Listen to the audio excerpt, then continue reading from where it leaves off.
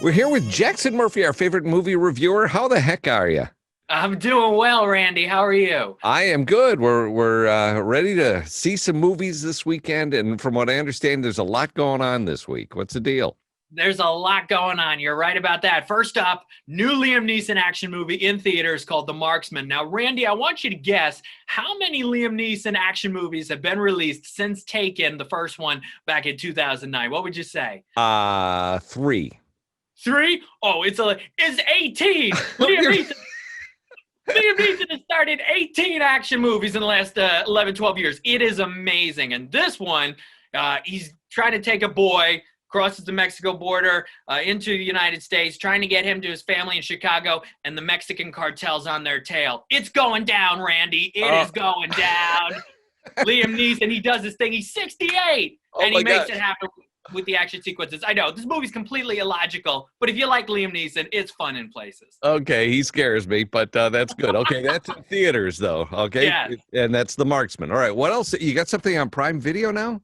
Yes, One Night in Miami. It's directed by Regina King, who won the Oscar for If Beale Street Could Talk a couple years ago. One of the nicest people I have ever met. This is based on the play where it brings together 4 icons: Cassius Clay, Sam Cooke, Malcolm X, Jim Brown. They're all together for this One Night in Miami in February of 1964. Fictional accounts, some realism added in.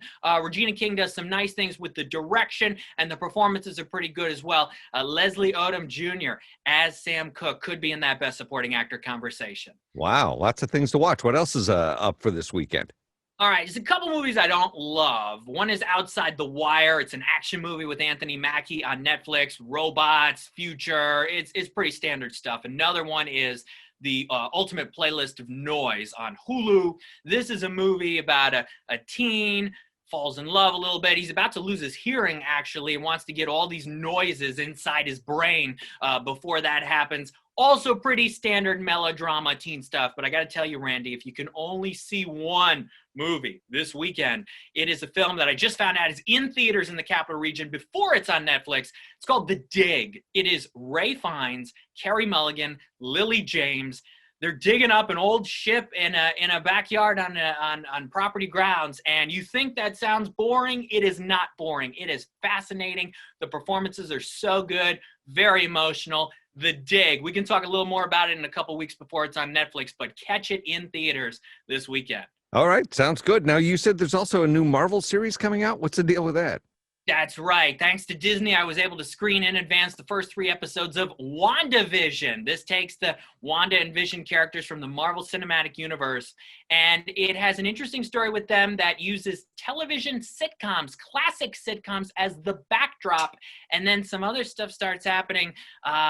Where does it actually take place? How do some other Marvel characters come into play? There's definitely a lot of intrigue, but if you love the MCU, and you love these characters, and you love classic sitcoms, they use the Brady Bunch and Bewitched and the Dick Van Dyke Show, and you are gonna fall in love with WandaVision, which is now on Disney Plus. Oh, we got a lot of things to watch this weekend. We're gonna have to get a big old popcorn and maybe even a refill.